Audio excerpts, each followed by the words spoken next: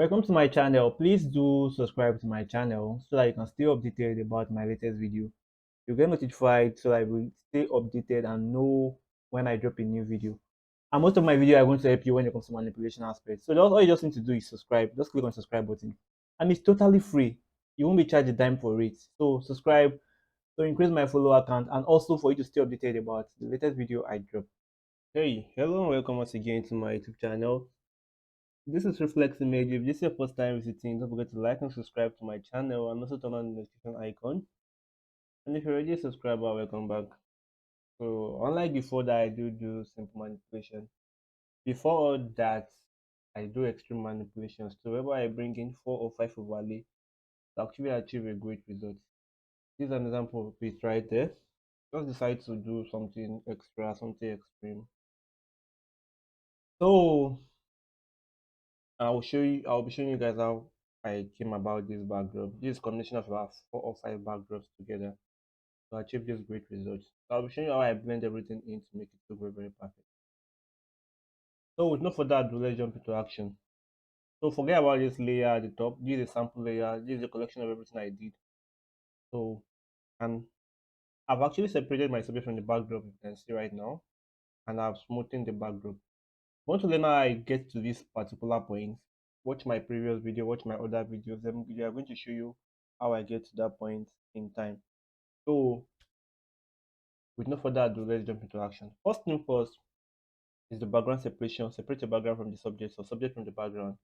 Once you're done with that, and you're smoothing the backdrop to this extent, you've widened the backdrop. This is how the backdrop looked before. So I just widen it up and I fill that area up with the initial backdrop. If you want to learn how I do all that, the video is available on my YouTube channel. Just go and watch it. So what you just need to do right now is to go to your file manager and go to where the file is located, the file you want to use for manipulation. As you can see right now, I have 6 different files over here, and I'll be using all 6 in this particular video, and they are going to do what? Work hand in hand. So the first one is this background over here. I'll drag it down to Photoshop. Once I'm done, I'm just going to drag from the side to expand it. I will expand it till I save it. Then I'm going to do what? Place it. Click on my OK. But the issue I'm having right now is that it's actually covering my subjects. It's supposed to be below my subject. So I'll just come to the layer here and I'm going to drag it directly below my subject layer. So that being said right now, as you can see, the object is well placed. So it seems as if she's standing on the floor. The only issue we're having right now is number one, there's no depth of field. And number two, there is no footer shadow there. And without the footer shadow, there is no manipulation. It's going to look as if the person is floating on air. And that's how this picture naturally looks. So why not make amendment to that? The first thing you need to do is to do what?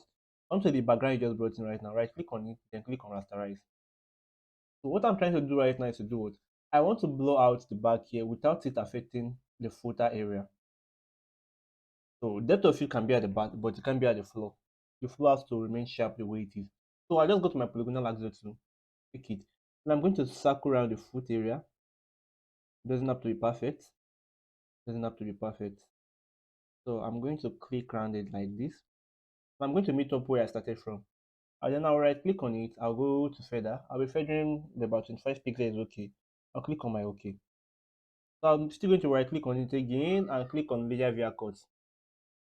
What I did right now is I separated this from this. This has its own separate layer, which is the footer area, and also the back also has its own separate layer. So I'll turn on the both. So here's what call let's call this the back, BACK, and let's call this the foot. The namings are just formality, they are not necessary. So the back right now, we'll just go to filter. Under filter, I'll go to blur, click on Gaussian blur. Now the Gaussian blur, I think 16 is okay, 16.6 is okay. I'll click on my OK. As you can see right now, it's looking very, very real, as if the depth of field is there. The only issue we're having right now is that the shadow is not there, the footer shadow is not there. So you all know what you need to do. Come to the blend mode here from normal, change it to soft light. Footer area also again, do the same thing from normal, bring it down to soft light, and boom. Our shadow is now back, but our image is not actually showing all that bold. If you want it to show bold, you can just duplicate the back once more and it's going to be very, very crisp. Ctrl J, you can see right now. But I don't want my background to be all that crisp. You can see right now, it's actually showing very, very well. Let's just say we actually leave it this way. Let's reduce the opacity a little bit. Click on OK. And it's looking very, very nice now. You can just color grade your picture this way, export it, and you're good to go. But as I told you guys earlier on, I want something very, very extreme for this manipulation in particular. So what I need to do right now is to go back to File Manager again, and I'm going to pick a picture frame, an artwork, this artwork right now. I'll drag it down to Photoshop, wait for it to load up. Then I'm going to reduce the size. I'll reduce the size, till I see fit. Then I'm going to bring it to this part of the building, this part of the wall. I'll click on OK. So you guys should always pay attention to details when you're actually manipulating pictures. So we're actually trying to fit in this frame to the wall right now. The wall is actually blurry, so it will make sense if the frame is the artwork is sharp. It's not going to make sense at all. It's going to look it will look hyper realistic. What you just need to do right now is to go to what? Go to filter again. Then apply the same Gaussian blur radius you apply to the first to the background. You're going to apply to the frame also again. Go to Gaussian blur and see, click on OK. So it's going to do what? It's going to blend in as if that is part of the background. And it's a little bit too bright for my liking. Click on Ctrl M, then bring down the brightness and see. Click on OK. And now it's actually fitting in 100% perfect. I can just export my picture this way. I'm good to go. It's looking very, very nice and hyper realistic at the same time. But we won't stop here. The next thing we do right now is to still go back to the File Manager again. This time around, let's see what you can bring. Okay, let's bring this right now. Drag it down to Photoshop. Wait for it to load up. And I'm going to expand it till I see fit. We'll expand it till I see fit. I think around this way is okay. Around this way is okay. You can see right now. So, but there are some whitish line over here and it's too much for my liking. I'll just control click on it. Then I'm going to click on my max icon. It's going to reduce that for you. So that being said, right now, the next thing you need to do is to do what? Let's see what we need to do next right now. Okay, it's for you to bring in another stuff here. Bring in another PNG file here. The reason why I'm bringing another PNG file is that there should be a shadow here for it to make it look hyper realistic. And it might take time for me to create the shadow. For me to just cover that area up, I can just bring in another file that has shadow to actually place on that particular area to make it blend in perfectly. So I'll go back to my file manager again. This is what I'm going to be bringing in. I'll drag it down to Photoshop. Then I'll wait for it to load up. I'll reduce the opacity. I'll reduce the size, reduce the size. Then I'll drag it to where I want it to be. I want to be around this way. Drag it down. Then I'll click on my OK. Then we are good to go. So I'll still go back to File Manager again. I'm going to come up and drag this. I'll drag it down to Photoshop. This is like a halo on my head. I'll reduce the opacity. I'll reduce the size.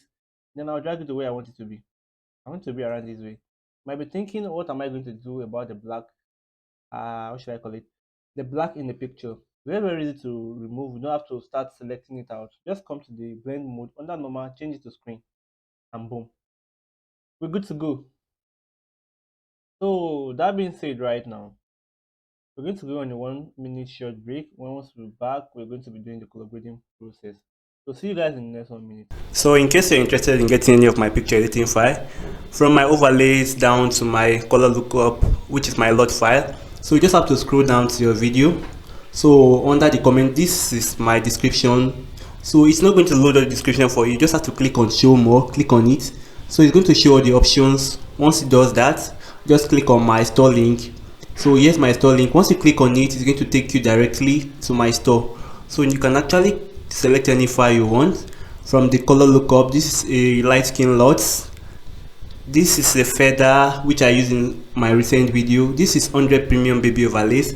This is my first video course. This video course entails on how to download all the files I want. The site I use in downloading all my files free of charge, including my Photoshop panels also. This includes my PNG files. This includes all my packs, all my picture editing files, my premium overlay, my PNG, my flying fabrics, my color lookup, my presets. So once you buy this, you've already bought everything. apart from this one. So here is my flying fabrics. Here is my, in case you want to give me any project for me to work on. Here's my color lookup. Here is my background overlay, and here is my preset file. So in case you're interested in buying anyone, you can actually go for them. The good news there is that you can actually buy your own currency, any currency of your choice. You can buy with any currency of your choice. So welcome back, guys. Now the next thing we need to do is to collaborate our picture. The first step, click on the uppermost layer. This is a sample layer. This is not part of our picture. Click on the uppermost layer right now. Then click your clicker marker tool. Click on it. Hold down your shift key. Then circle around the subject like this. Then drag the circle to the middle of the picture. Invert the selection by clicking on Ctrl Shift and I. Then go to your adjustment layer. Go to solid color. Then fill it with black, 100% black. Click on OK. Then click on the feather. Click on the marks.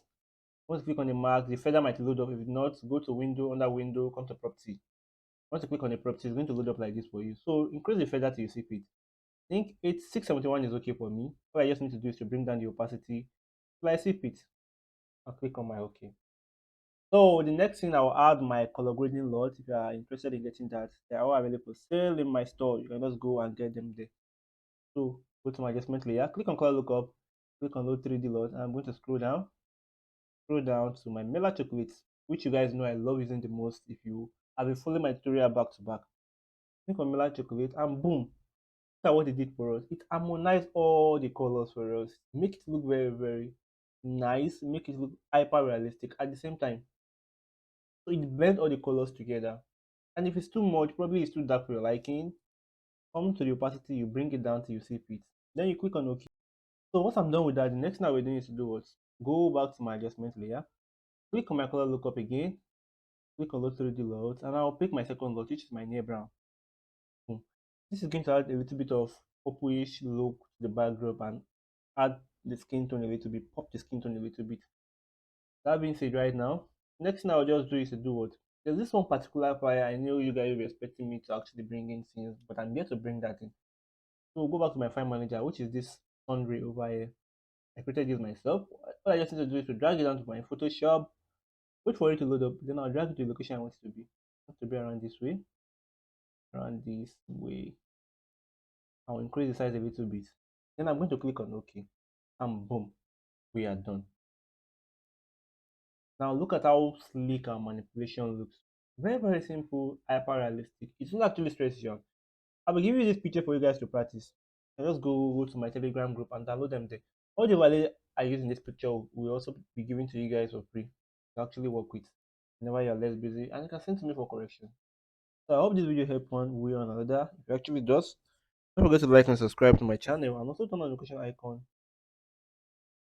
See you guys in my next tutorial. Reflex out.